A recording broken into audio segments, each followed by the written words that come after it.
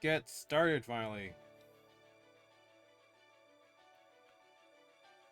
Greetings and salutations, my operators, and welcome back to Fate Grand Order Avalon the Fae.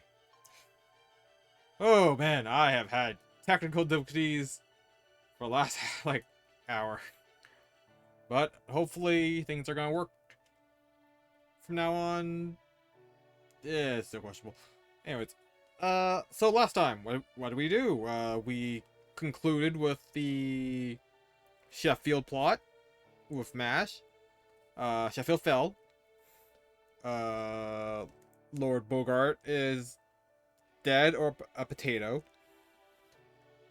And then we went back to the main cast, who are now on our way to Norwich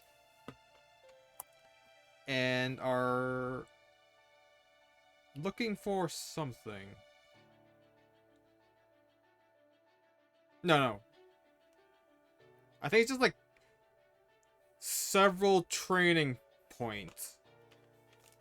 Oh, we had to fight freaking Shadow Tamocat, and they all had like stupid gimmicks. That's what happened. And then we learned that this world has no concept of babies because fairies are just born by Aether. And so some of the fairy or fae who rely on the concept of children don't have a reason to exist. And that's where we left off information-wise. Alright, let's get back into it.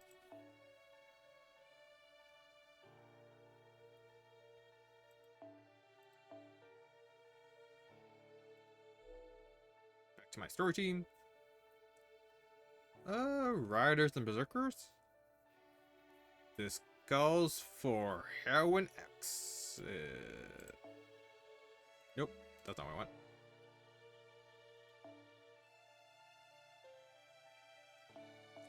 There we go. Heroine X. Get her proper CE, which isn't helpful. But I'm gonna keep using it. Where are the save files? It just does not register as anything to me. Well, this should actually be pretty fine. Yeah. This should just be a mob fight, so nothing too devastating.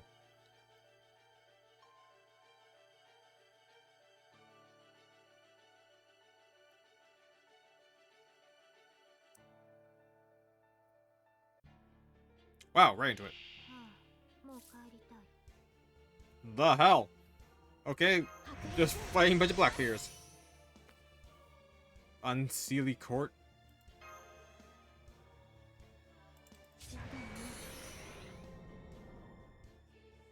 Man, they are bulky.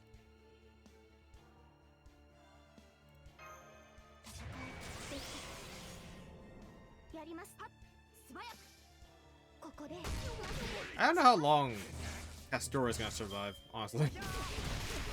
Yeah, could have happened.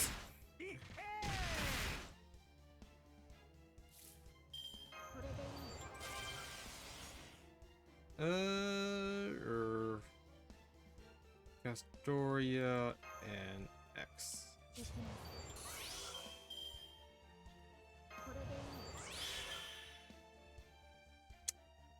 Yeah, I feel like I should have expected that, but whatever.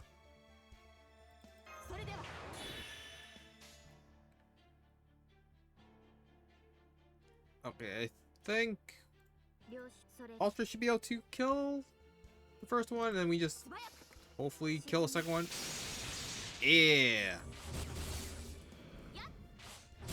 No, not enough. Dear God.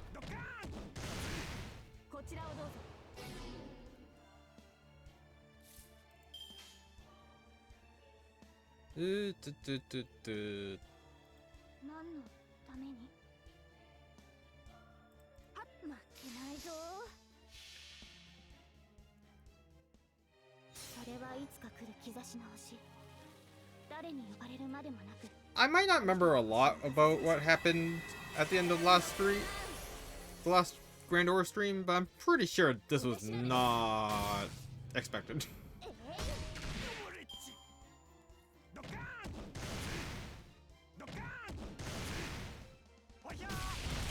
Wow, he cleared the whole thing.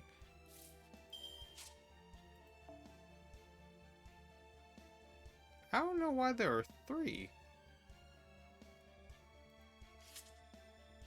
Oh, right, because Foreigner also has it. Yeah.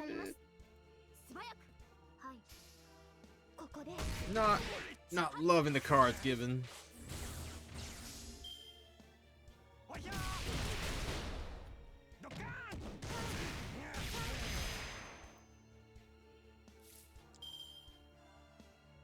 Okay, so this should be able to kill.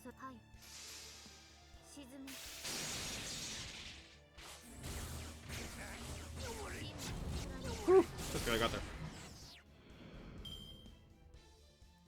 Oh, so I did my first YouTube stream. That was interesting. Oh god. Death Cat?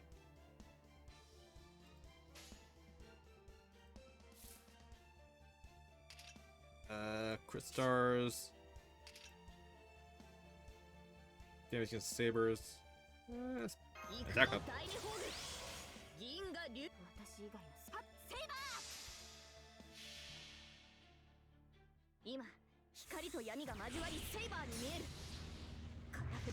Will this be enough?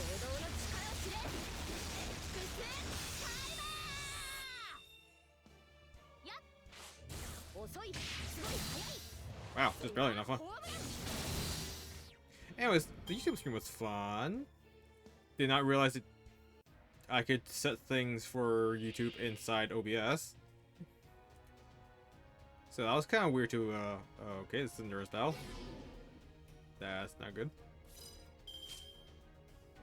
Paper Emblem has no effect. Concerning.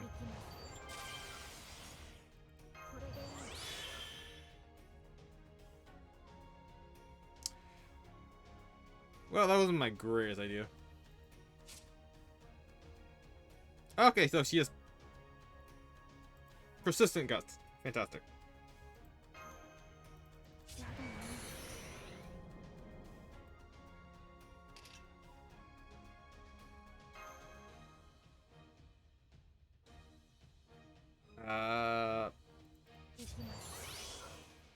I guess Heroin X would do more damage? Doesn't really matter, we had maxed out things anyways.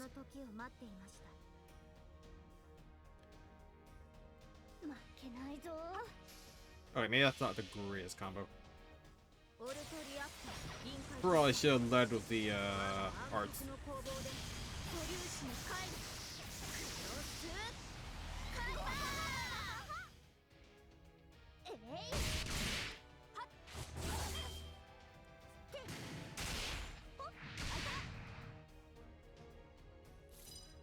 Oh, we're still alive, which is a miracle.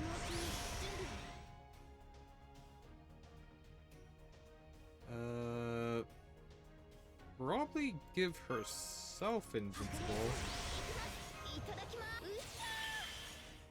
I'm really wasting on Lost Stars.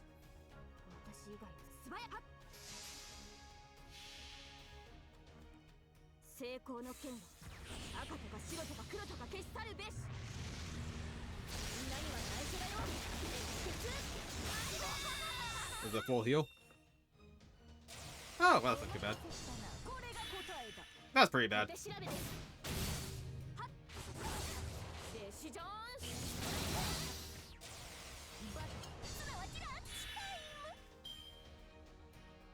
Okay, so every time I kill her, she's got NP.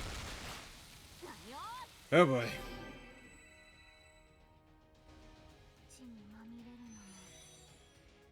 But we have 2 turns, right?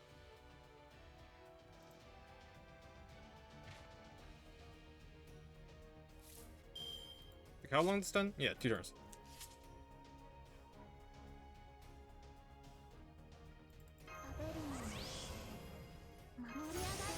God, why don't I master her skills? Yeah, I need it for this run.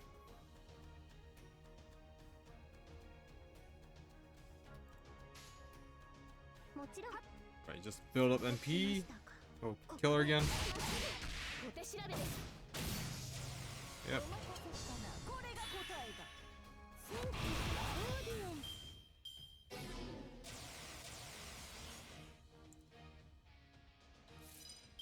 What did that do?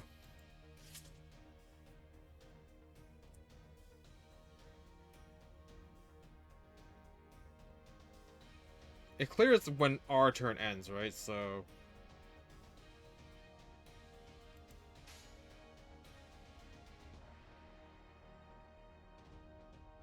Wait, right? I'm pretty sure that's how it works.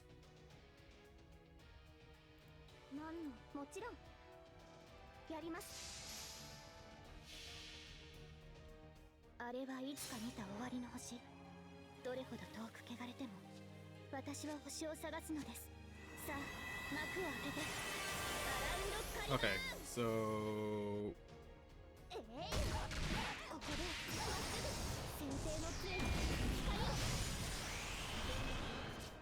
We're prepared? Yep. Yep. Ends when our turn ends. I always forget that, and thank God I remember this time.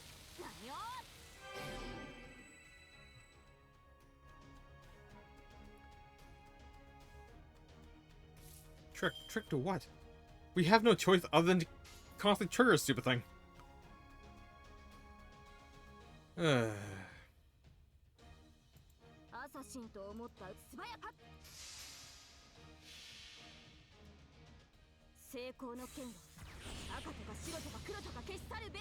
I can't even use X's stun either because it triggers on the end of our turn.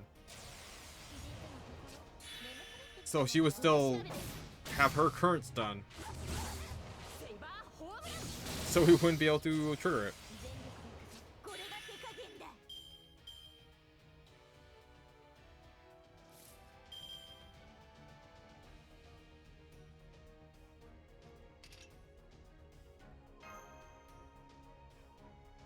Oh, we still have invincible. Wait, do we? Let me turn to... I think ends this turn. No! Well, this is unfortunate.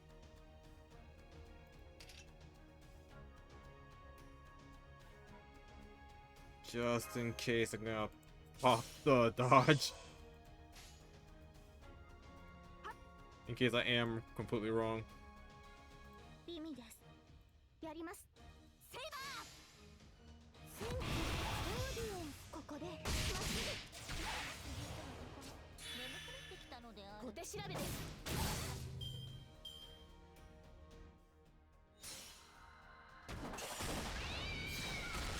Oh, it's so active. Cool.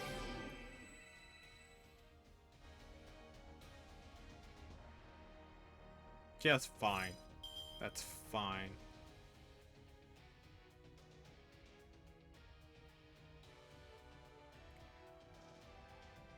How long do I have to do this for? It's been 13 turns.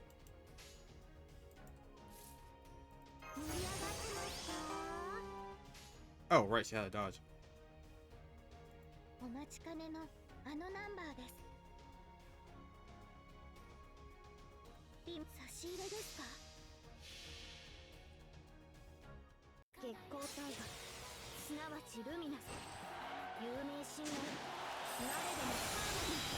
Okay.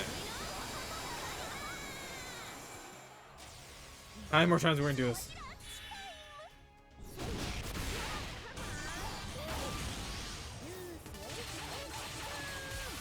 Ow. Couldn't get there.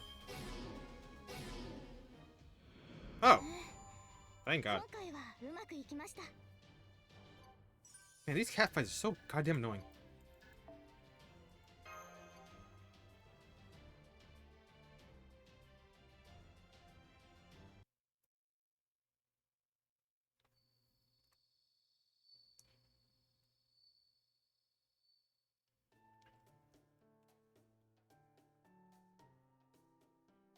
That's quite the fearsome foe, isn't it? And this bread is really yummy. I never used to think of eating as important before. But I thought I'd try it for myself after seeing Altria enjoying food so much, and now I can't stop. Now that you mention it, you do eat a lot for a Wind Clan fairy, don't you, Altria? Usually it's the Fang Clan that live for food. Are you actually a Fang fairy? No, I'm just a low-class fairy. I don't even belong to any of the 6 clans. I only got in the habit of eating because the people of Tintagal village would always give me food. Tintagal village? Then the rumors are true. You really did survive Woodrose's child of prophecy hunt. Well, I don't know if I'd say survived so much as barely managed to escape thanks to Merlin's magecraft.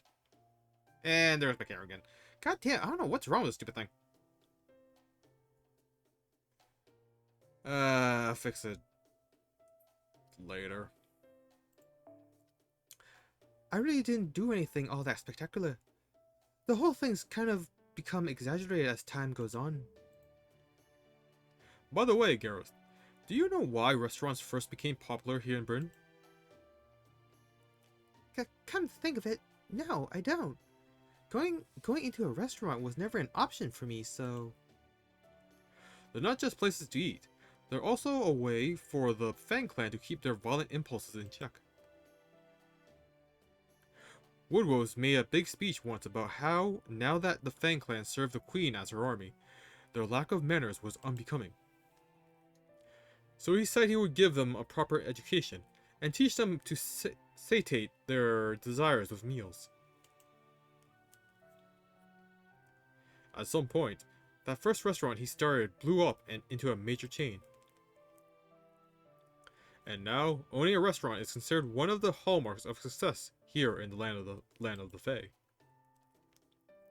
So, the reason Woodrose is so particular about etiquette and dressing like humans is... Yep, is all to cover up his own violent nature. He might act like a gentleman now that he's the head of the Fang Clan, but at his core, he hasn't truly changed. He's still a brutal and greedy fairy who gets his kicks from tormenting the weak. If that doesn't sum up the whole Fang Clan, I don't know what does. Still, now that the Tamlin are the Queen's most valued fighters, he's settled down into just being an old fairy who wields his authority like a club.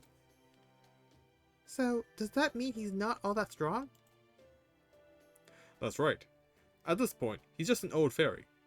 You all are definitely stronger, since you managed to defeat the Drake. So once you eventually get around to defeating Woodrose, you should take the chance to go into one of his restaurants. I've only been there a few times myself, but I can tell you their food is to die for, especially the salads. After all, even warriors need rewards to keep themselves motivated, so I hope that gives you guys something to look forward to as you help Altria out.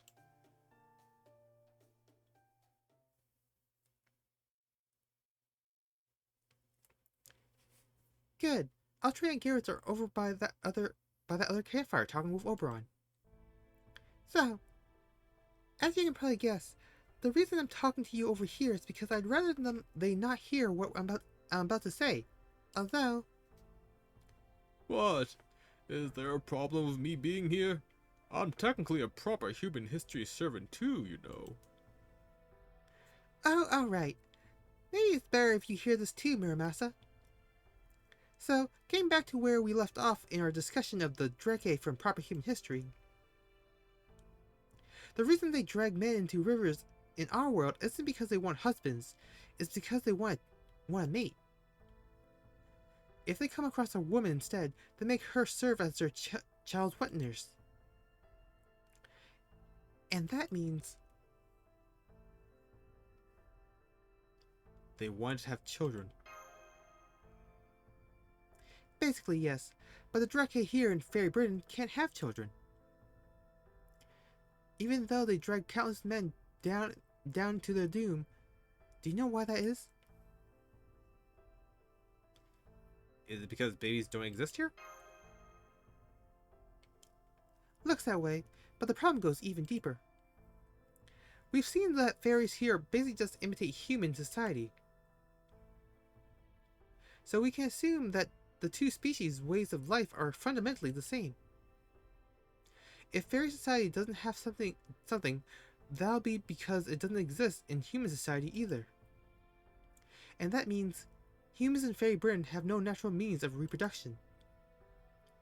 There is no there's no concept of childbirth here. I had a feeling something was off when we learned that they only have predecessors and successors here instead of parents and children. But now I'm pretty certain. Wait, hold on. I get that fairies spring up on their own. They've always been like extensions of nature. But how the hell are humans born if they can't reproduce on their own here? Don't tell me they just spring into existence on their own too. No, here, humans are produced. I don't know if it involves some kind of artificial insemination system, or if they're manufactured like homunculi. But however they're made, they're produced, raised, and shipped out as individuals, with nothing in the way of parents or siblings. I'm sure they still have things like marriage, husbands and wives, but even if two humans get married, they'll never be able to produce their own descendants. So that's what human life is like here in Fairy Britain, it seems. It may seem cruel and inhuman to us, but for fairies who live here, like Altria and Gareth, it's just another ordinary fact of life they've probably never questioned. At this point, I have no way of telling why things turn out this way here. But I didn't want to tell you while Altria and Gareth were around in case it came as a shock to you and made things awkward around them. So that's why I decided to keep this information just among us. So humans only ever know one generation here.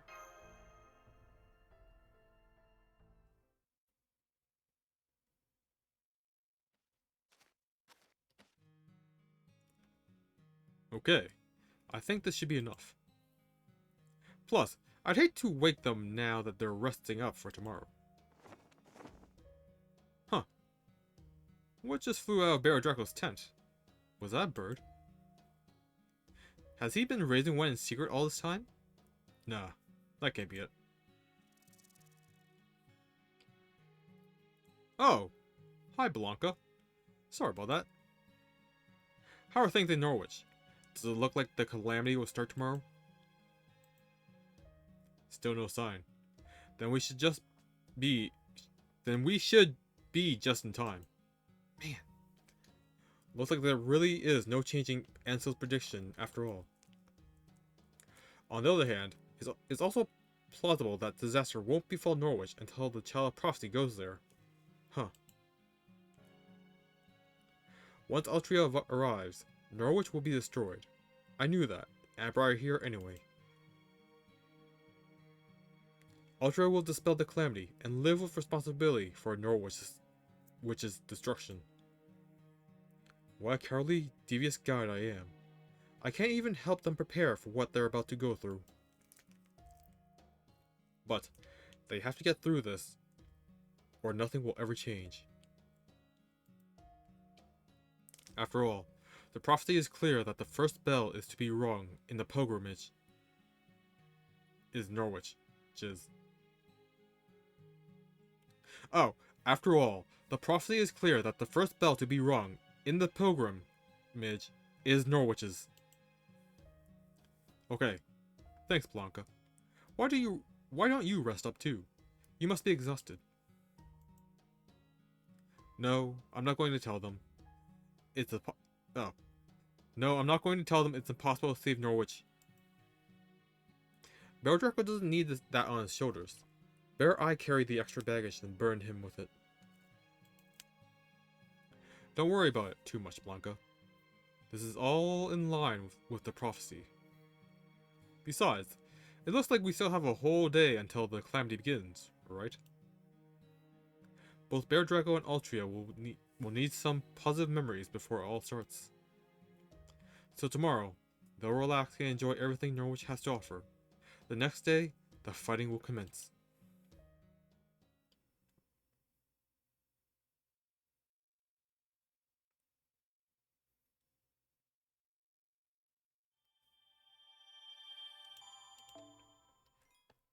Alright, let's try to fix this stupid thing.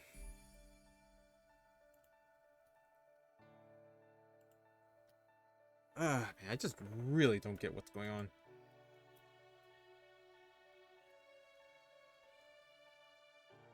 Like, my camera's still appearing in my device manager. It's just that VTube Studio is not playing nice with it.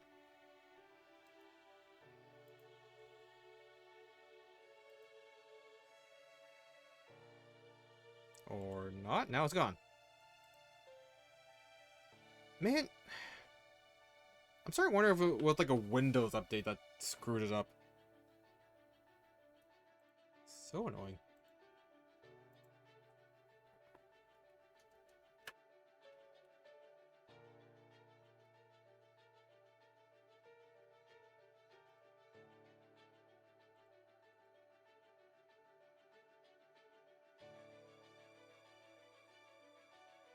Okay, it's working. It's working.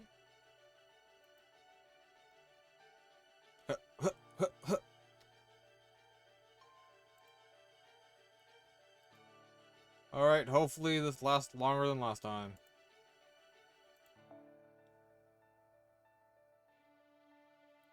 Oh, that's a lot of nodes.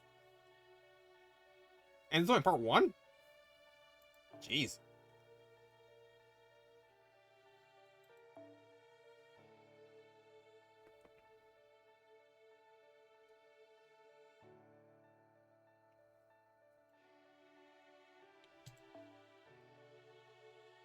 One of those rare moments where all my anti-saber C's actually can work.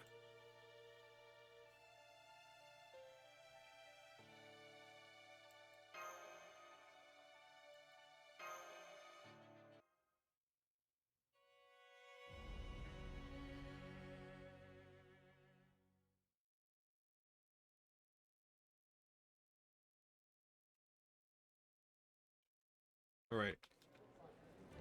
Part 9, Norwich. Hey, old man. How's that armor repair I asked you for coming along?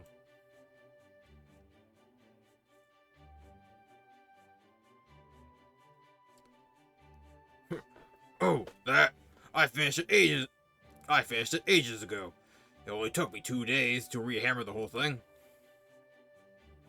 I know you've been taking good care of it, but it's time you put it to pasture. If I were you, I'd stop by the brass shop and choose a new set already. You roast apples here? Does that make them hot? Wait, there's something on it. Something see-through and shiny. This your first time in Norwich, good Sir Fang? This here's a new addition to the Count's menu. You won't find it anywhere in stuffy old Oxford. Here, have a taste if you don't believe me. Don't worry, this one's on the house. We're handing them out for free all over the commercial district. Damn it, where's the chimney sweet fairy go? You, it's your job to get rid of the soot. What have you been doing out here? Ah, come on, good sir human. What's the harm? That thing's gonna be falling on our heads soon enough.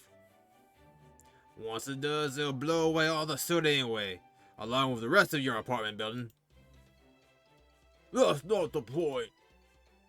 Even when you know it's going to rain tomorrow, you still need to wash the windows. Even when you know a storm is coming, you still need to keep the yard neat. Why? Because you never know when a new potential tenant might show up. You can't just run a business while passing up opportunities for new clientele. Aha! I guess you're right about that. No wonder they call you the Spriggan of the street. Guess there really is no being a human when it comes to making money. Don't go down on me, old man. This is all you guys got done yesterday? You're not slacking off on me, are you? I swear, everyone's been on edge since they heard Morgan abandoned the city. Even the soldiers are all holed up in Spriggan's tower instead of making their patrols. Don't you guys see? This is the perfect opportunity. All we gotta do is borrow a little from the guys who won't even notice it's gone. The harbor's off limits? Damn it! And just when Fairy Britain's first ocean liner is docked right there. They say Inabamaru's construction's like nothing else. Do you want us to lose the Count's Cuddy Sark? Sark?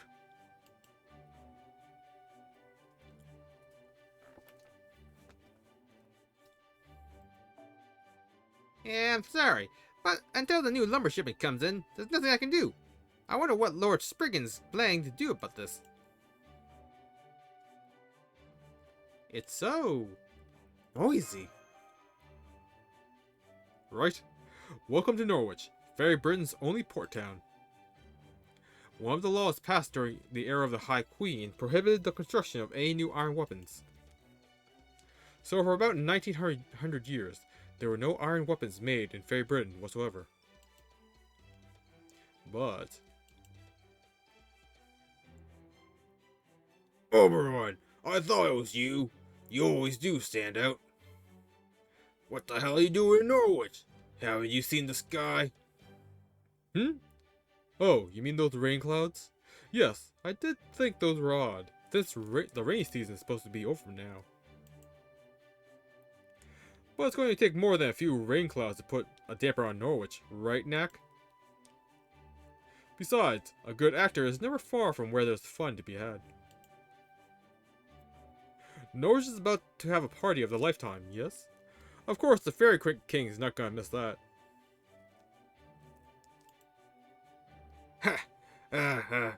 You got that right. You really are something else, Oberon.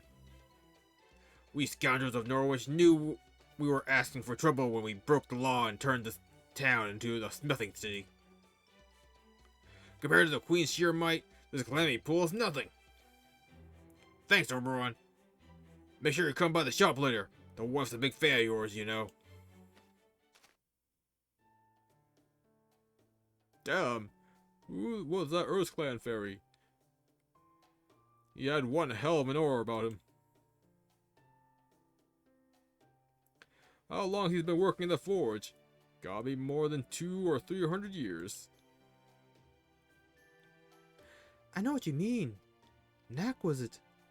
He had the same incredible obstinate aura as you do. That ain't what I was talking about.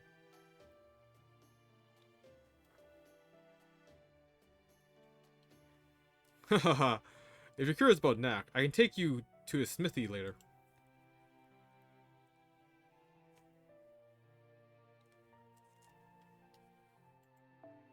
I believe he's a low-class fairy who's been around for 400 years. So he knows pretty much everything about the history of smithing in Fairy Britain. 400 years? Even though he's a low-class fairy? It's because his purpose hasn't changed. He's still just as capable a smith as ever. Now, where was I? Oh, right.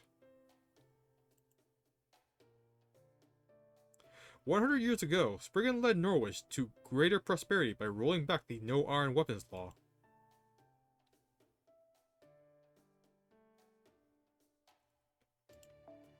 The law was originally passed because iron weapons are dangerous to fairies, and having more of them in circulation would inevitably result in more homicides.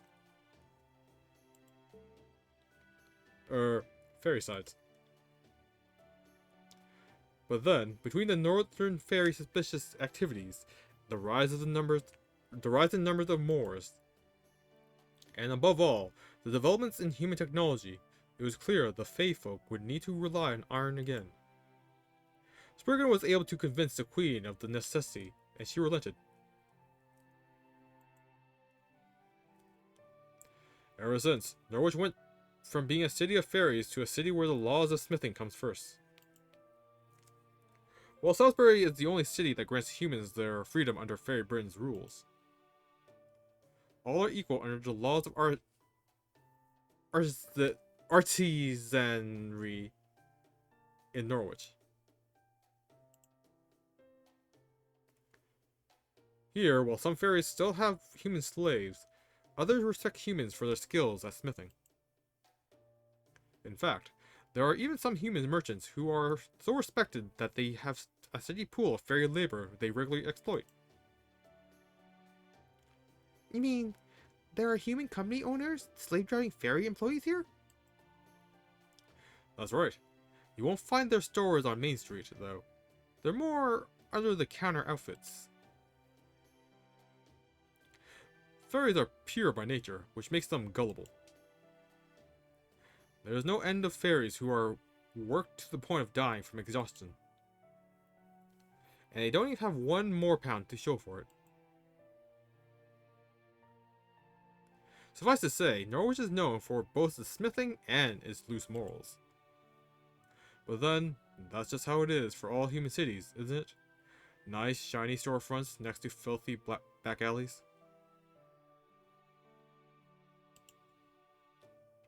And Spriggan, the head of the Earth Clan and lord of the city, hasn't been at all shy about promoting these kinds of ventures.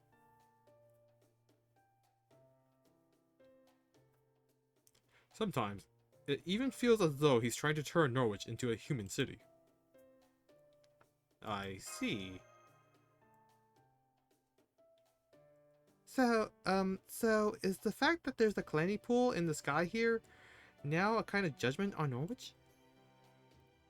Like, is it just nature's way of punishing the city for its misdeeds or something? Of course not. There's good and bad in any city. Norwich is hardly special in that sense. Is winding up the site of the next calamity. It winding up the site of the next calamity is just coincidence, really. You know? Since it looks like we still have some time, why don't we split up for a while? Go visit wherever part of the city interests you. After all, we're trying to save the city from the calamity pool that's hanging right above it. Getting to know it on your own terms before you set about defeating it can only be a good thing. Sounds like a plan to me. Besides, I was just thinking I could use some more information on that giant rain cloud calamity pool. Will you come with me, Baron Draco? Of course.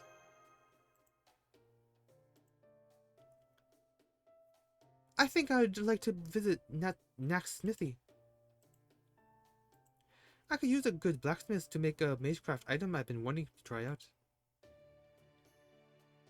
I'll go with you then. I'm curious to see what fairy smithy's like. Besides, I'm your bodyguard. The smithy, huh? Guess I'd only get in the way if I went along too. In that case, how about sampling the local delicacies with me while we look for a place to stay? Really? That sounds great. I'm with you, Oberon.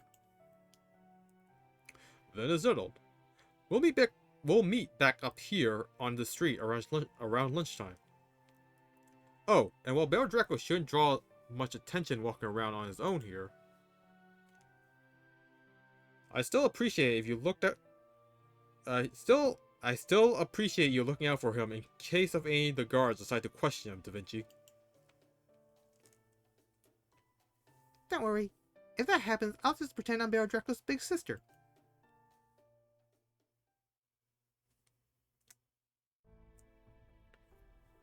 Okay, Norwich sightseeing sounds good and all, but first there are two other things we need to take care of. First, we need to find out everything we can about the Dark Cloud, the clay pool hanging above our heads. That includes what kind of harm it's doing now. What kind of harm it's expected to do later. Whether it's even possible for us to get rid of it. That sort of thing. And the other thing is finding out anything we can learn about Mash's whereabouts. Haha, guess that one went without saying, huh? Okay, let's start with the stores over on Main Street. We don't have a lot of time, so let's just get in there and ask as many questions as we can, no matter how weird they look at us.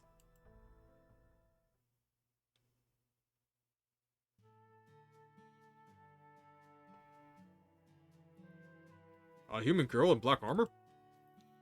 I see humans in armor every day, since the Round Table army comes here to buy supplies. But I've never seen a girl with black armor among them. She does sound kind of familiar, though. But hey, never mind that. Now that you're here, why not buy some news about the Child of Prophecy? I've got a story about her battle with Gwaine at the Western Ranch, and another about her battle with Tristan in Gloucester. They're both good, trust me. But if you want to know more, you'll have to cough up the more pounds.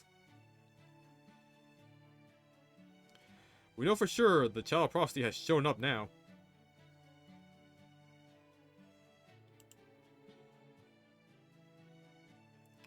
I bet she could even get rid of the Calamity Pool if she ever decides to come to Norwich.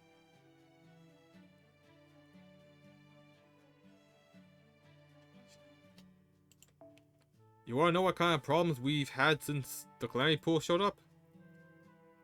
Oh. Ain't obvious. The damn weather.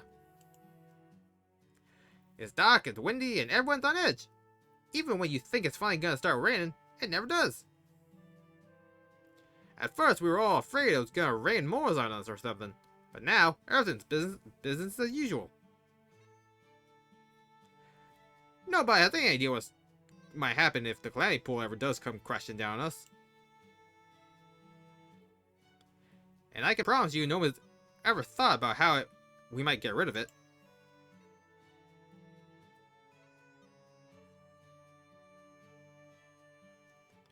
Morgan's always managed to do something about them when they sprung up in the past.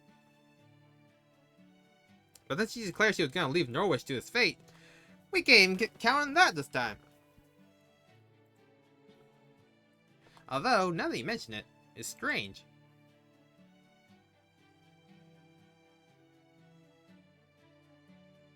How did the Queen get rid of the Calamity Pools before?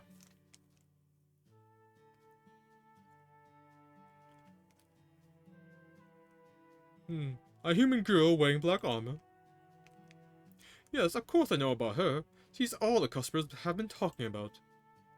I don't know what the details, but she's famous up in the north. Eek! Don't get in my face like that. You made me drop the fries. You really need to keep your servants under the better control, miss. Oh, wait. Come to think of it, this was all the rage in Salisbury for a while, wasn't it? Buying a human from a ranch while they're still young, raise them like they're your adopted child. They say free-range humans like that can grow up much better than the ones from a ranch. Sorry, no, I'm a human too, so I don't know anything more about the calamities than you do. I've never seen one before. They say a calamity shows up every 100 years, and every 1,000 years they're the Great Calamity. But we're well past the 2000th year of the Queen's era, right? So everyone's in town's afraid it's finally going to happen. My wife's so anxious about it, she can't even help me out in the shop anymore. Every morning she blinds herself. Then when her eyes have healed the next morning, she does it again. Why don't we just leave Norwich if we're that scared? Believe me. Oh. Why don't we just leave Norwich if we're that scared? Believe me, I've considered it. But there's a reason we can't just pick up and leave just between you and me. On second thought, never mind. I need Spriggan's soldiers catching wind of this and breaking down my door. I'm sorry, but would you mind going somewhere else now? My wife is scared enough as is.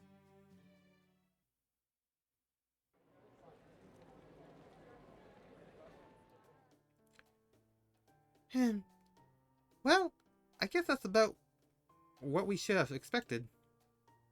If there was something people could do about the Calamity Pool, of course they'd already be doing it.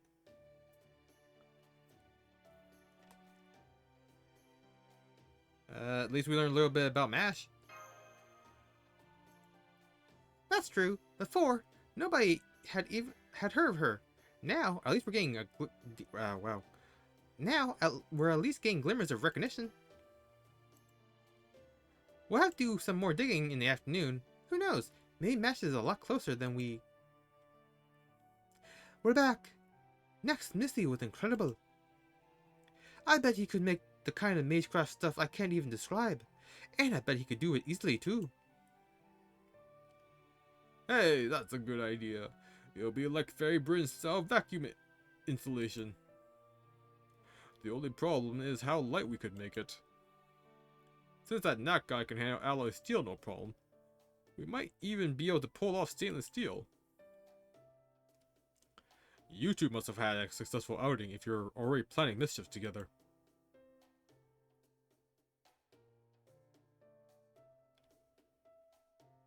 We're back, and wow, Norwich's rest areas are amazing. They have this thing called a sauna that's really hot, but it's also really relaxing. And the fruit juice they gave us afterward was maybe the best thing I've ever tasted. If we're going to spend the night here, we should definitely stay in that inn. They have hotels with spas here? So their leisure facilities are that developed, huh? They might not have proper human history's advanced technology, but they clearly have the same ideas. There's no rush to find a place to stay tonight, so let's worry about that later. I'm afraid I don't have much to report. Every conversation seems to be complaints about Queen Morgan and the hopes for the Child of Prophecy.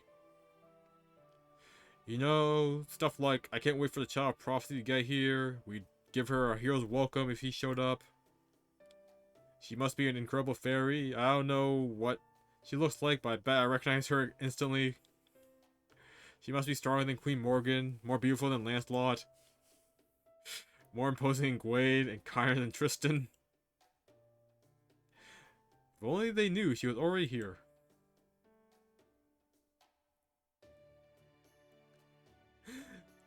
Will you keep your voice down, Avalon? Well, at least we know the last part's true. Ha ha ha. You think so? Well, maybe.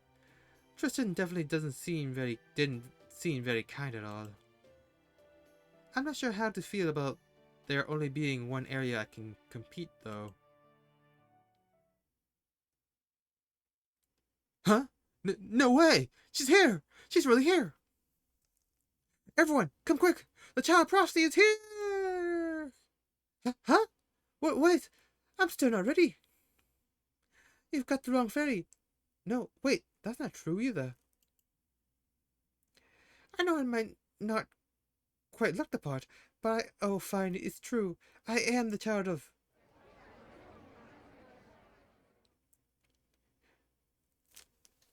She came from Sheffield, up north, through the Imperial Odvenya. She's opposed Bogart the Tyrant, and now she's here to save Norwich too. It's her, the Child of Prophecy in black armor.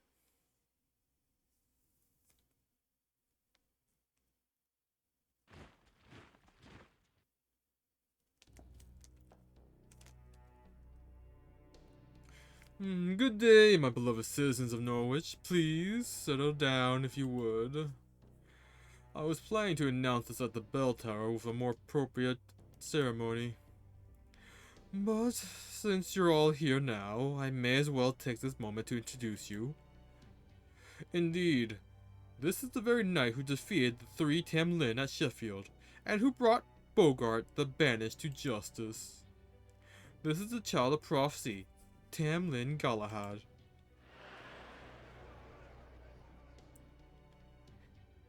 Just look at that magical energy! It really is the Child of Prophecy! But why is she with you, Spriggan? Isn't the Child of Prophecy High Queen Morgan's enemy? It seems there's been a misunderstanding. Her Majesty has never once called for the Child of Prophecy's death. If any of you should find her, you are to invite her to Camelot as a proper guest. Those are the High Queen's own words, delivered directly to myself and my fellow clan heads. That is why I went out to greet her last night upon her arrival from Odvenia. And since I couldn't risk anything happening to our honored guest, I brought my elite soldiers with me to keep her safe. Oh, so I guess the Child of Prophecy is gonna be taken off to Camelot soon then. Oh no, not at all. High Queen Morgan's never said anything about bringing her there immediately. Rest assured, my good people, I take responsibilities as your elected clan leader very seriously. While I, of course, have the utmost respect and loyalty for High Queen Morgan, your safety is my top priority. Which is why I will be having Tamlin Galahad stay in my vault castle. Rest assured, the Child of Prophecy has come to Norwich. We need fear the calamity no longer. So please, my good people, relax and go about your business as usual. If the High Queen should have any complaints, I shall take full responsibility.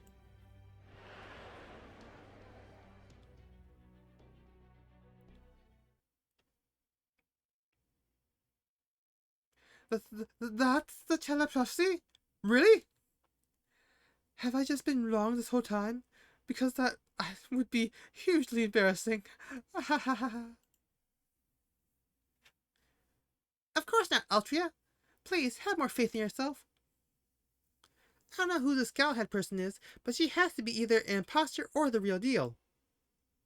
Right, Bear Draco? You've been traveling with Altria all this... Bear Draco? Why do you look as if time just stopped? Just so you know, I will stab you if you go over to the other child's side. That's... What? That's MASH! That's MASH! Oh crap. Keep cool, Bear Draco. If you go into the plaza now...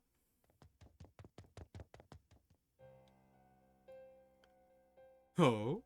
I'm surprised to see someone push through the crowd and climb up on stage while I'm giving a speech. You're not from Norwich, are you, human? If you were, you would know exactly what would happen if... Now, it's alright. He's just a human. No threat whatsoever. From the looks of you, you're not from Britain, are you? Then you must be the one barrel. Move aside, I'm not here for you. Oh? Then who are you here for? You, of course! MASH!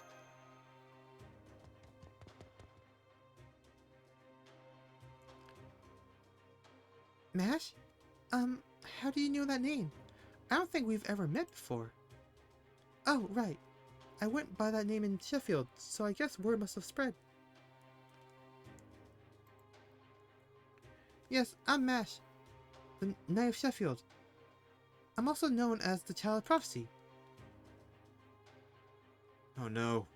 Does this mean she lost her memories too? Asperger said, I came here to rid Norwich of the calamity. I can't promise I'll be completely successful, but I swear I'll fight as hard as I can. Any support you can offer would be greatly appreciated. Wonderful. Just the sort of announcement I would expect to hear from the Child of Prophecy. My people should all be able to sleep much more easily tonight. Now then, we'd best be on our way. You can have him stand down now, guards. Yes, sir. Alright, that's enough from you. Consider yourself lucky you didn't even get punched.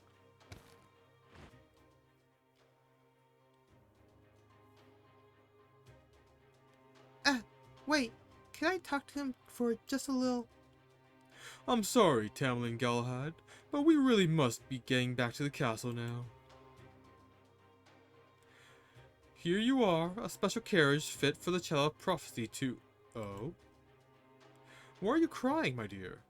Is something wrong? Huh? Oh, gosh, I am, aren't I? I'm not sure why, either. Sour Norwich's soot must have gotten into your eyes. It happens all the time here. Now, come, child of prophecy. You must be tired after your journey.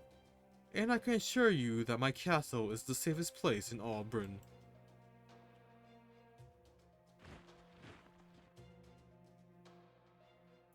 Guards, keep an eye on that human. If you see him going anywhere alone, bring him in. Rough him up if you want, just don't kill him. That boy is one of the High Queen's guests, too. Having him in our custody can only give us more leverage. Dad. Phew. That was too close for comfort. I can't believe you went right up to Spriggan like that.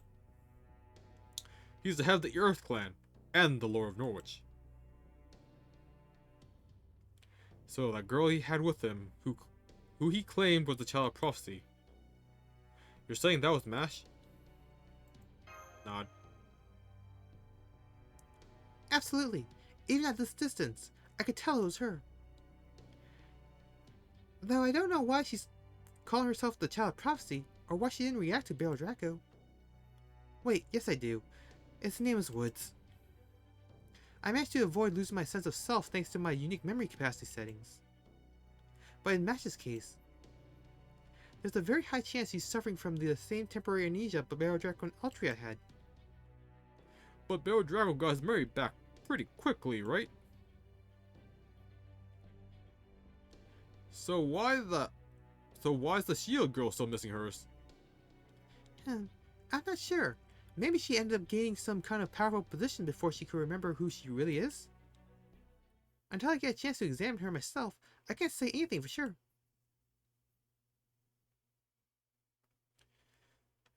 Still, at least we know she's alright. Yes, that's very true, Baron Draco. I was pretty taken aback seeing people call her the Child of Prophecy. But aside from that, the fact that she's alive and here in Norwich is the best news we could have hoped for. Yep, Spriggan may have beaten us to the punch, but it also looks like he's giving her the royal treatment. So all we have to do is create an opportunity to talk to her, which should only be a matter of time. In the meantime, our current most pressing problem is... I know, our unexpected company. You there, with the human. You're all suspected of criminal activity. Come with us. Try to resist, and we'll execute your sentence here and now. Spriggan soldiers! What do we do, everyone? Take them down, of course. Right, Baron Draco? You know it. We're not letting them stop us now.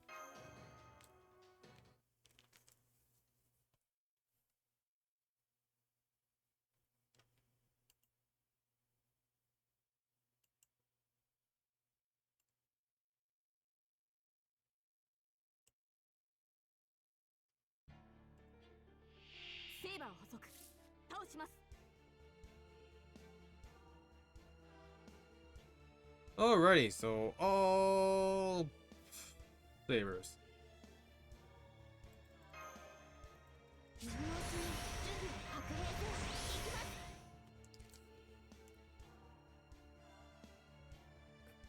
Damn.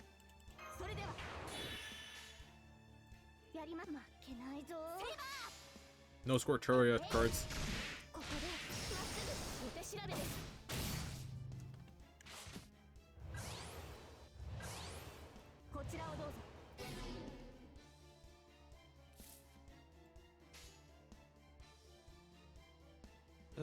Blah blah blah blah blah blah blah.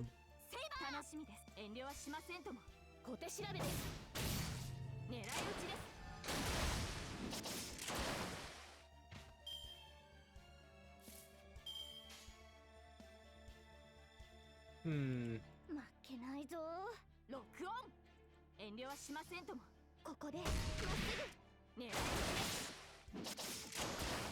Oh, seriously?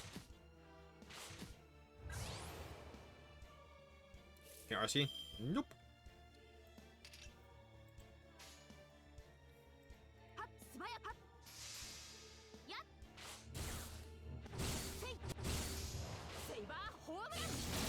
I mean, thankfully the damage is pretty low. So, not super urgent. Okay, never mind.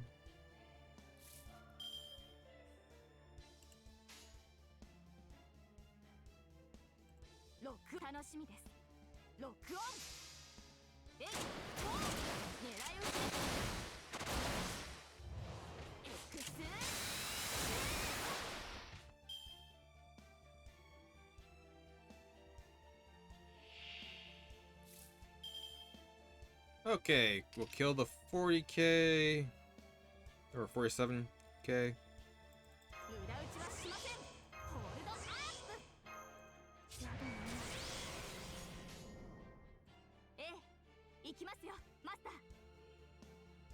Hmm. Yeah, the problem of all Artoria is that I kind of accidentally mixed them up. I thought I had a chain.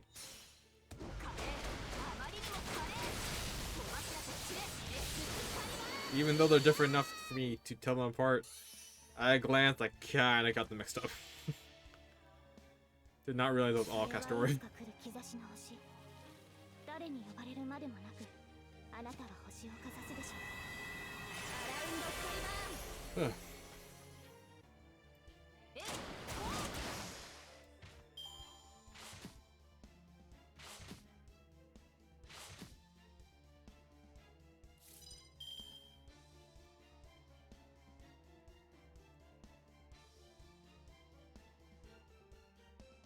Okay, what we got here?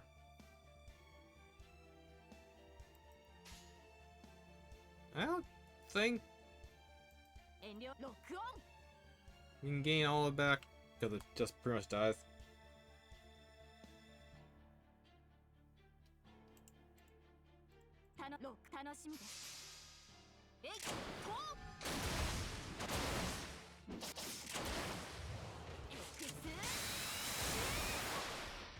I think we have like one more turn for buffs. Yeah. Oh. Laros Brigands. Fun.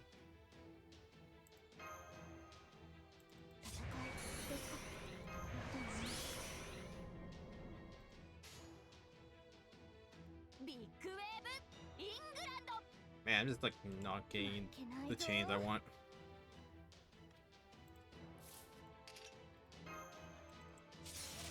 Alright, should be able to kill one of them. And severely hamper the other.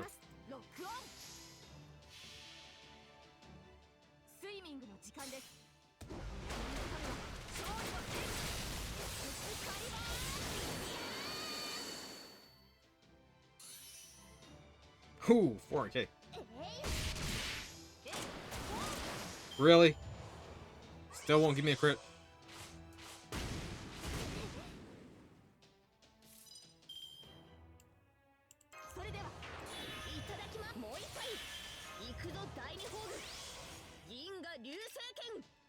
I can finally use the Saber mod. Let's see how much damage this does. I think it's like only comparable with like weakness.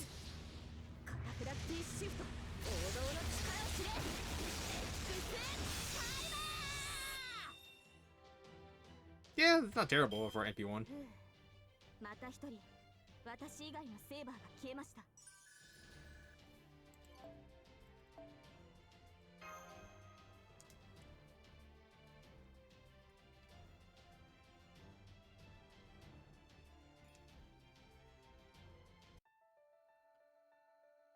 More plot.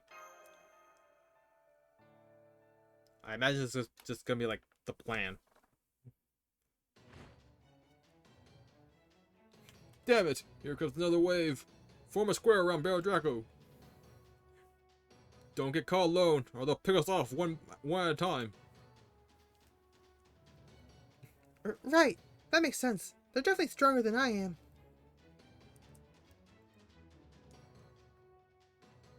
I'll say.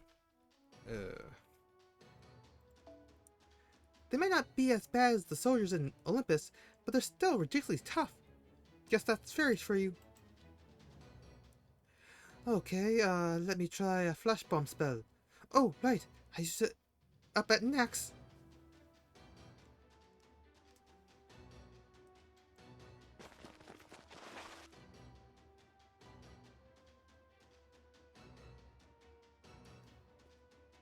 even more of them?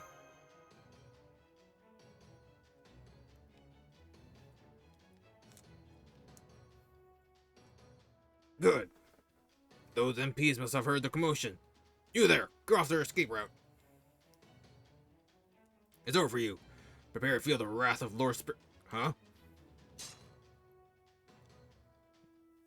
You're right. It is over. For you. This area belongs to Norwich Merchant Association. Lord Spriggan's private soldiers have no authority here. You're the ones breaking the law. Why you? Who you humans think you are? Which firm do you belong to, huh? We're part of the provisional militia formed by every firm that was reinstated to help deal with the calamity pool. Our financier is the Count. Need I say more?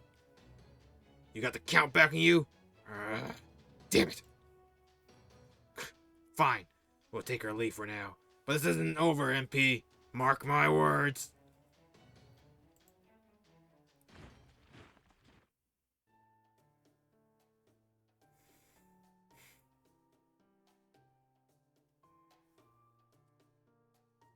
It's great that they took their injured and left, but... Yeah, you guys are Norwich soldiers too, right? Why'd you help us? We don't know why we're given these orders either. All we know is that you and you... Me? And me? That's right. The Count asked us to extend you an invitation to his mansion. And any friends of the Count is a friend of ours. We hope you'll pay him a visit if you have the time. He said he would like to give you all a special welcome as the true saviors of Norwich. And I can assure you, Count Pepperon is a man of his word. Huh? Count Pepperon?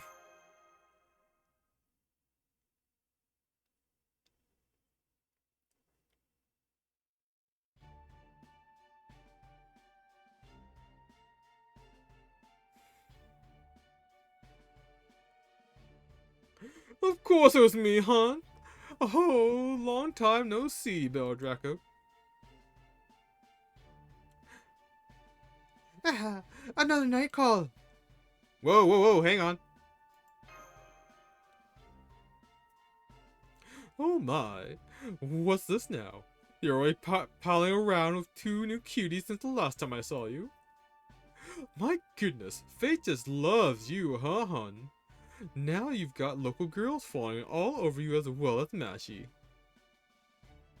Oh, if it isn't Pepperoncino.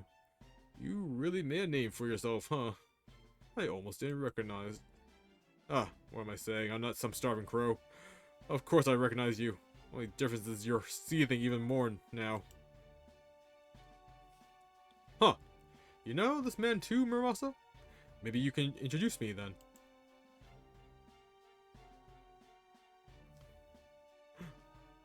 So he's got Muramasi and another beautiful man with him too. Who is that, I wonder? Sorry, I haven't introduced myself yet, have I? I'm Count Pepperon, the fabulous charismatic designer who arrived in Fairy Britain like a comet. And built a brand to rival Knocker's company in only a month. I hope we can let bygones be bygones and focus on the here and now, Muramasa. Oh, and you are? I see. So you're Count Pepperon. It's an honor to meet you. I'm Oberon, the Fairy King, a servant from on Proper Human History's side. Oh my, Oberon? From a Midsummer Night's Dream? Oh, how wonderful. You're just like I always imagined you. I think you and I are going to get along swimmingly. Just look at how similar our names are, Pepperon, Oberon. It's like we've got talent running in our very veins. Do you really know this person, Barrow Draco? He doesn't seem like an ordinary human in multiple ways. Pepe's a great guy. What an honor to know you trust me so much, Barrow Draco. Okay, I'll start with my story. After all, I'm sure you must be on the edge of your seats wondering why I'm here in Fairy Britain. And how I came into possession of such a fabulous mansion. Not really, no. You came here to kill Barrow Draco in revenge for what he did to Taria. You'd have arrived a month or two ahead of us around the time we were dealing with Limbo's nonsense. Then you used your knowledge of proper human history to give yourself an edge as a designer. And now you're high on your own success and have everyone calling you Count Pepperon. Sounds about right, Barrow Draco? Guy one. Well, thanks for stealing my thunder there, Da Vinci. You're a huge help. I'm surprised you nailed the barrel angle too. Do I really seem the caring type? I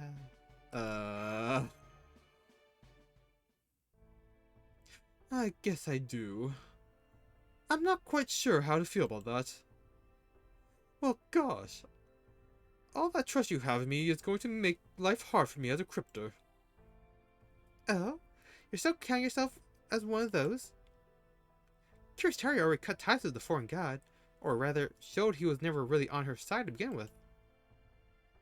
And since you were always on Taria's side, I thought you'd given up being a cryptor back at Olympus. I'm afraid it's not that simple. Besides, David's still out there. Anyway, this is a whole other thing. I'm not doing this for Wooddime. I'm doing it for me. As a member of Team A, I feel it's my duty to tie up all these loose ends. On another note, how's your battle with Wooddime, Barrow Draco? Was it fun, or was it grueling? Both, really. Taria was a one hell of a master. I see. Okay, now I want to hear all about you guys. What can you tell me about the current situation in Caldia?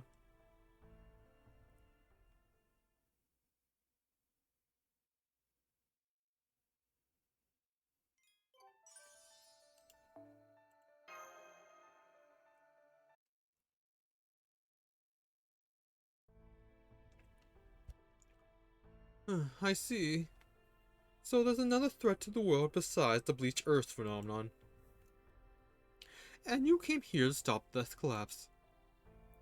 Yep, that tracks. Not really the kind of thing you can just turn your back on. Sounds like things didn't go so well after you made land, though. So that's why Mashy isn't here with you. Barrow Draco, Mash, and I ended up taking different routes out of the Nameless Woods. Mash somehow ended up in the north, and some of the fairies think she's the child of prophecy now. Do you know anything about how that happened, Count Pepperon? No, I don't. I didn't even know people thought Mashy was the child of prophecy until you told me. But I do know she's definitely not the child of prophecy. For one thing, she's not even a fairy. Exactly. The only real child of prophecy is Altria, except no substitutes. Ahaha. I don't think you'd be that insistent about it, Garrus. No, she's right. You are the child of prophecy.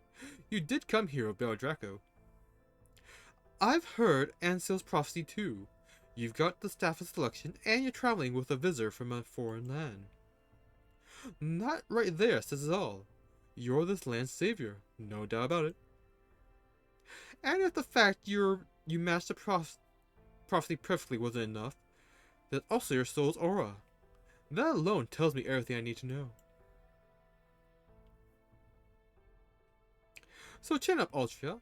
You're stronger than you think. Oh, thank you, Count Pepperon. That said, are you sure it's a good idea to talk about proper human history in front of Altria and Garrus? Or does Chaldea not care about secrecy like they used to?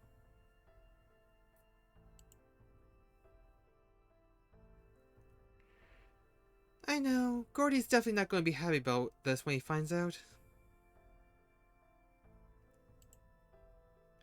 But our master insisted on at least coming clean about our objective.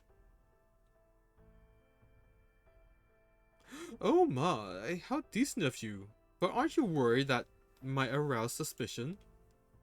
These fairies will think you're crazy if you go around talking about proper human history here, you know. Oh, you don't have to worry about that. We have no idea what he's talking about anyway. Likewise. But that's okay. Whatever it is he's trying to do here, we can tell it means a lot to him. Oh my, what wonderful companions you have. You are so very, very lucky. I'm jealous even. The world's full of strong people, smart ones too. But the only way you get dependable friends like that is to live a life of integrity. The only friends I attract are just as selfish as I am. That's not true, Count. Those soldiers you brought us here... Those soldiers who brought us here didn't just respect you for your money. They genuinely trusted you. You're not nearly as awful a person as you make yourself out to be. You think so? Okay, moving right along. Count, do you mind if I ask you something? Not at all, hun. I'm always thrilled to answer any question a Prince Charming like yourself might have for me. We need to know more about what's going on with Norwich and Spriggan. Why aren't the fairies who live here evacuating? What does Spriggan plan to do when the calamity finally hits? Can you tell us anything on either subject? Oh, that's easy, Oberon. One reason the Norwich fairies aren't evacuating is because they don't fear death as much as we do. But the biggest has to do with the jobs in the land. You already know how much fairies care about their purpose, right? Well, for fairies in Norwich, their purpose is their job, so they can't just give it up and look for another. On top of that, they're also being held back psychologically by held back by psychological shackles. You see, Spriggan actually sold Norwich's land rights right before those dark clouds showed up above it. You see, back when he sold Norwich out from under the previous Lord stole. Bogart and all the fairies who owned land here were banished to the north. And Spriggan claimed all this land for himself. For a long time, every smith in Norwich rented the land they needed to ply their trade. But now, at long last, the land was put up for sale, and the fairies all worked together to buy it for themselves. That includes fairies Spriggan had been exploiting all this time. And fairies who sold everything they had so they could finally afford their own land. Things were much happier in Norwich after that. But then... The calamity pool showed up in the sky. So these fairies won't leave Norwich because they finally have their own land here, huh? I believe it. To a smith, their forge is more important than their life. They could never leave it, no matter how scared they might be of this calamity pool. Is that why you put your security detail together? Because you didn't think Spriggan's soldiers alone would be enough? No, Spriggan's army has no intention of keeping Norwich safe. If anything, he wants the calamity to get here. I'd expect he'd like nothing better than than if it got rid of all of the fairies and buildings for him. I see. Because he wants to nullify his contract. Now I get it.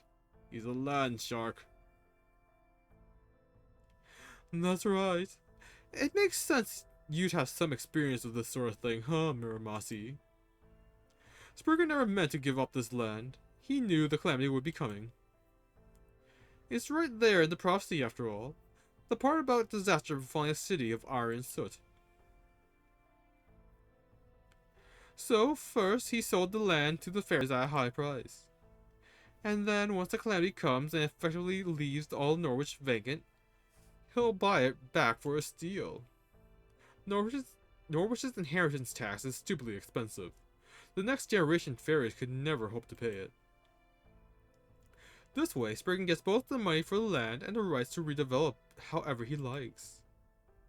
Two birds, one stone. And he doesn't even have to throw it himself. The only other place you'd find a fairy that deviates is proper human history. Are you kidding? That's even more horrible than anything any fairy in proper human history's done. I knew Spriggan was shameless, but I had no idea he was that awful. So that's why the fairies here are still living their lives as usual. No, it's not that. They don't have any other choice. After all, if they left here, they'd be broke and unable to pay next year's existence tax. I knew it was strange. Why were there still fairies who cared about the well-being of their human servants here? The calamity will kill humans too. Now I see. Those fairies probably want to run away, but they can't bring themselves to actually do it.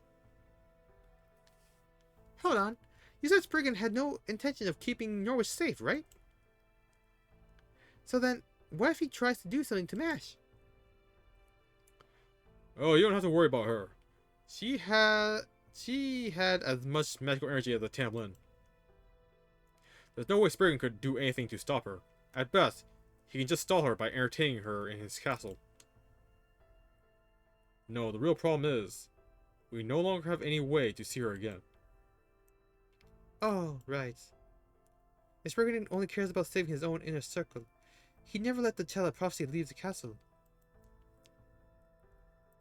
The second he let her talk to the fairies in town, Mash figured out what's really going on.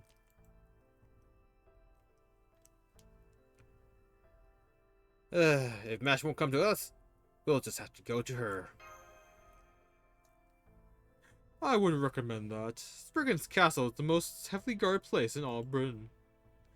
It's commonly known as the Vault Castle, and it's like Spriggan's antisocial personality come to architectural life. If they hold up in there, not even the Tamlin would have an easy time breaking her out. I know there's nothing you can do about it now, but you really shouldn't have let Mashy go with him. The only way we'll be able to see her again now is if she leaves the castle on her own accord.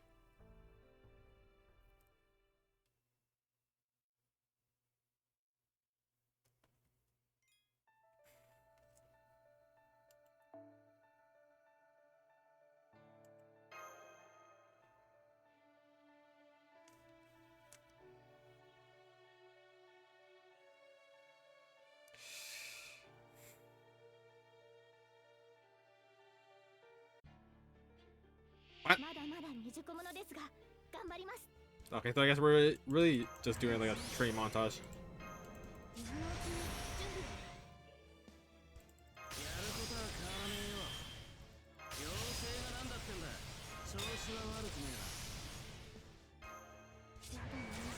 Well, this should be pretty easy.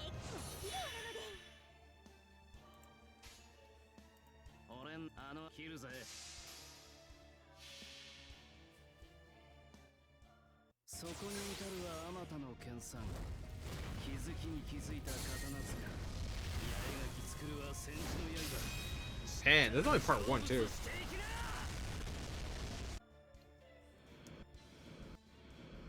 How long is part 2 going to be? Or will it be like the epilogue?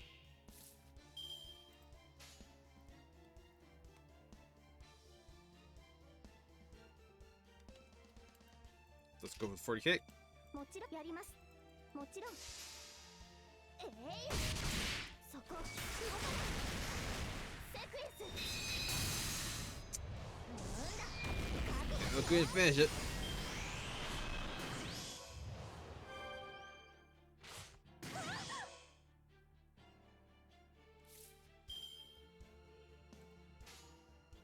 Hmm. 結構頑丈なので、結構素早いので。望まれること、望まれたように。運命。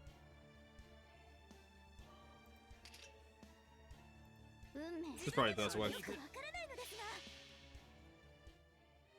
それはいつか来る兆しも欲しい。誰に呼ばれるまでもなく、あなたは星をかざすでしょう。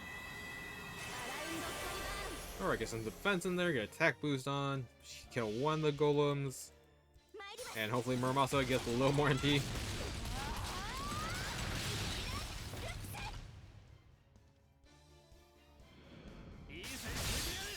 Ooh, man.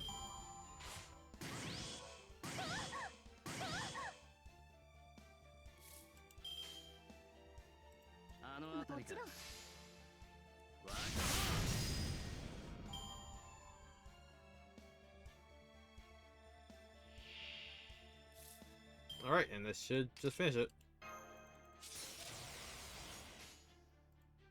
I'm pretty sure he can do this buffless.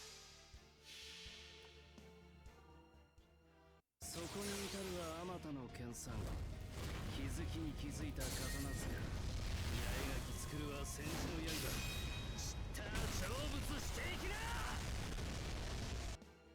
Yeah.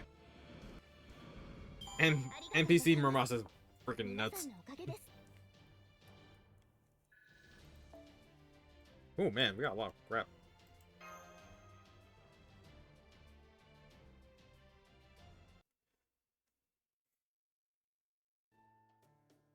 Okay, that's that. Now I have a much better idea of what you're all capable of.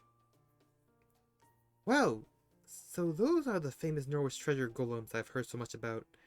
They really do run on pixie dust. Great job, team. Star.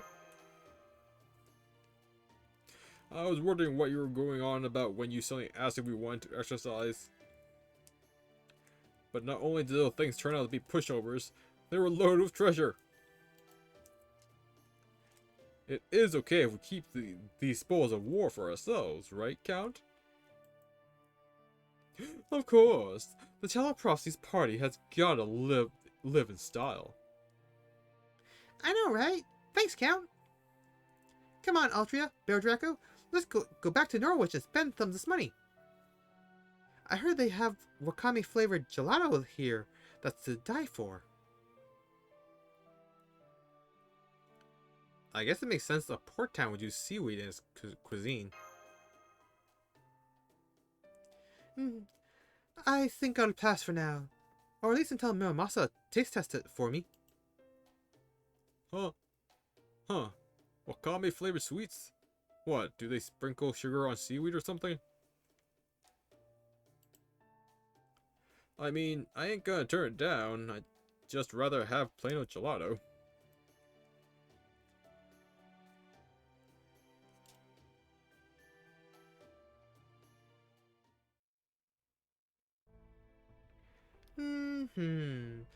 It looks like... it looks like all the tension that we're building when we first heard what the deal was in Norwich have eased away nicely. I'm impressed, Count. You found a way to help us relax and get a handle on our abilities all at once. Who, me? I was just pawing off some grunt work. You guys saved me the trouble of taking out those golems myself. You really shouldn't be so quick to trust me, Da Vinci. Like I said, I'm still a cryptor. Once this business with Barrow is taken care of, I'm going right back to being your enemy. A cryptor, huh? Your real name was... Myorenji Arrow, right? According to Kazuya's database, you were doing dirty work for the Mages Association when Marisberry discovered you. Then he assigned you to Chaldea after transferring you to the astronomy department. Astromancy. That all lines up with what you told us in India, too. But that's as far back as your record goes. Since you helped us out both in India and Olympus, and looks like you're going to help us here, too, would it be too presumptuous to say I consider you an ally, and I'd like to know what really makes you tick? Oh wow, that hit me like a bolt of lightning, hun. You really are a genius to come up with a line like that. Really? Was it that good? I've never hit on anyone before, so that's good to know. Oh yes, darling. It was simply wonderful. After all, you said it for me, not for Kalia. Alright, it's not a very fun story, but if you really want to hear it, well, how can I refuse now? So, you want to know what happened back when I still went by Myorenji Aro? You want to know what kind of person I really am? Well, you probably have a good idea already from the kind of work I did for the clock tower. My family comes from a long line of Shugendo practitioners, specifically Tengudo, the way of the Tengu. It's a sect of Shugendo whose ultimate goal is to have its practitioners, referred to as fallen or corrupted Tengu, arrive in hell. I was good enough at it that everyone used to fawn over me.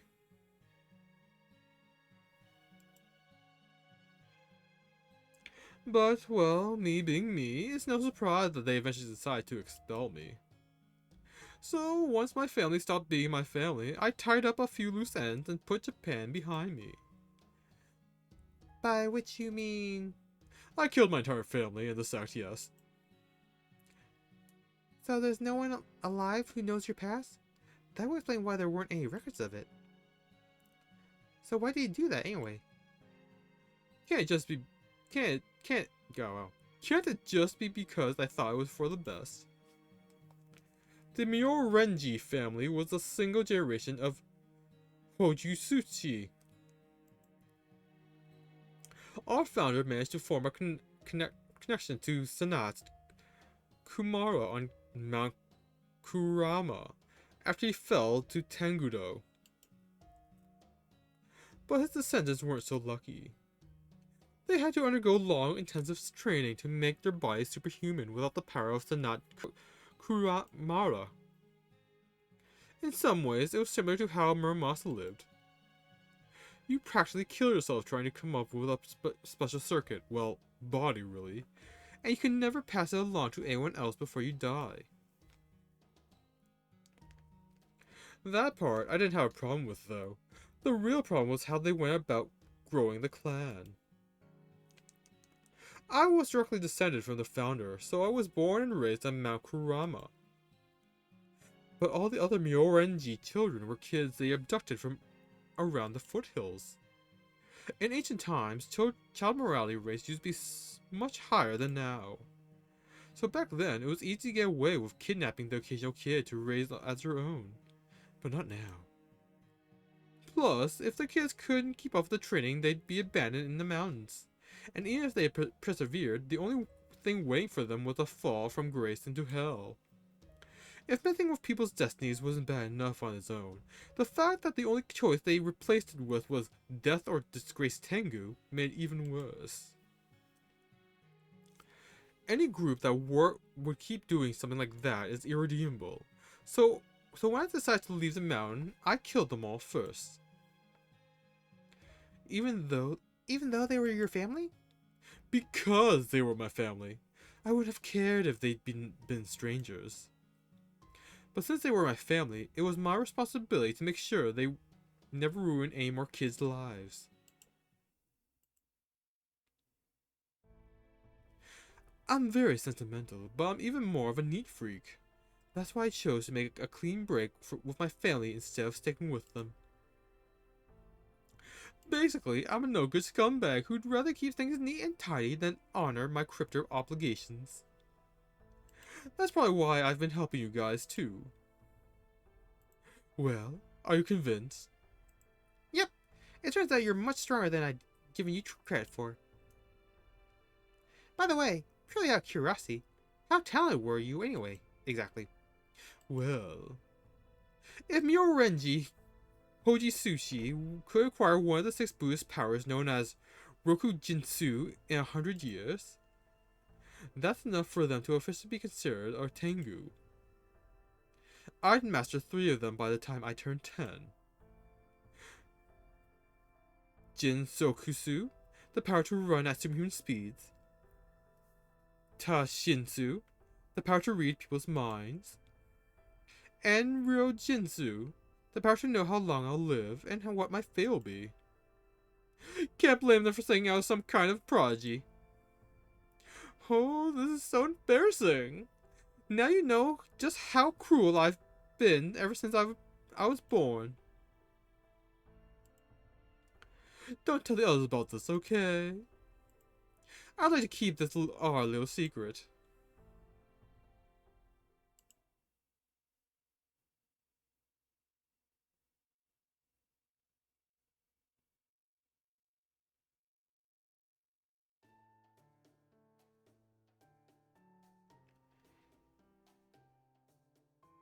Man, I'm so glad Count Pepperon is a gourmand.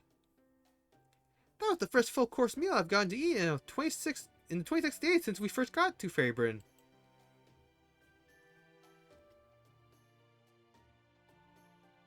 Huh? Don't you mean 16 days?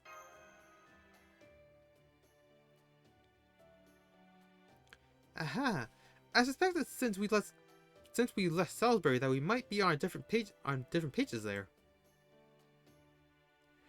Okay, this seems as good a time as any to clear this up, so let's go ahead and do that. You probably feel as though you spent 10 fewer days in Fairy Britain than you actually have. That's because you were unconscious for 10 days after you passed out in the Nameless Woods. And the reason I know that is because you guys showed up at Mike's establishment about 10 days after I started working there. Anyway, it's getting pretty late. I know we have a lot to think about, but for now, we should make sure we're well rested for tomorrow. We can split up into 2 teams in the morning, and by then, it should be pretty clear whether we ought to focus on scouting out Spriggan's Vault Castle or on investigating the Clammy Pool. Okay, good night, Barrel Draco. Take advantage of the private room the Count gave you to get plenty of rest, okay?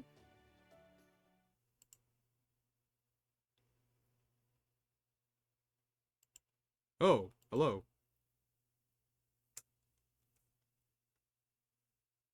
Going out on another recon run? I'm not cut out for combat like the rest of you, so I need to at least keep a close eye on things. You're turning in for the night, right? You deserve to enjoy a real bed after so much camping out. Now that we have not one, but 2 children of prophecy, here in Norwich, there's no chance of Morgan sitting idly by. So I thought I'd go see what's happening in Camelot. At least as best as I can. Don't worry, I'll be back by morning. See you late. Oh, on second thought, I'm just going to ask you, are you okay? Do I not seem okay? I thought you would insist that we head to the Vault Castle immediately when we were talking about Spriggan and Mash. But you didn't say anything. You stuck to the same priorities we've been following so far. I'm sure you want nothing more than to go after her, but as the Master of Chaldea, you decided to stay the course. It was the right call, but seeing that face you made, I still couldn't help but worry about you. It's like you said, I should trust her, not worry about her.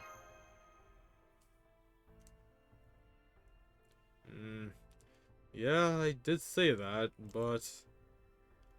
Damn it. Why did I have to say that back then? If only I'd known they'd be reunited so soon.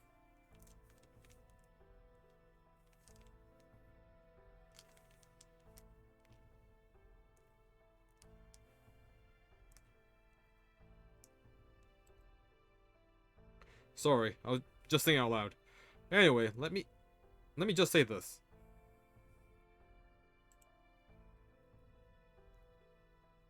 Mash said she still hadn't recovered her memories since leaving the Nameless Woods, right? Well, I'm afraid Da Vinci's theory was right. If someone who forgets her name in the Nameless Woods is given a stronger role, that is, a new self, than they had before they lost their memories, they may not ever be able to return to who they once were. I don't know how Mash ended up taking on the role of the Child of Prophecy herself, but did the Mash you know have a role that could possibly surpass it?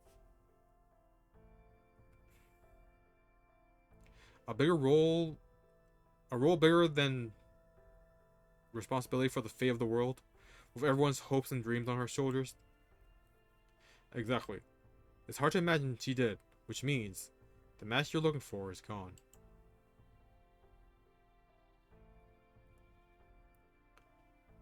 We only need one Child of Prophecy to uncover Fairy Britain's secrets, and we already have Altria for that. So I have to ask, do you still need to concern yourself with Mash? Even though she might never remember you, or go back to being the Mash you knew?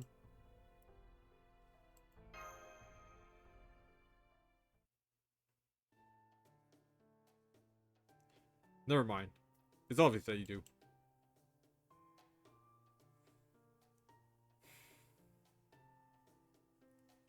Sorry for wasting your time. I clearly should have known better than to ask. Anyway, I'll be happy to lend you my full support. Anything you want to know about the state of the world, I'll learn it for you. Let's go, Vesper! Speedsters out!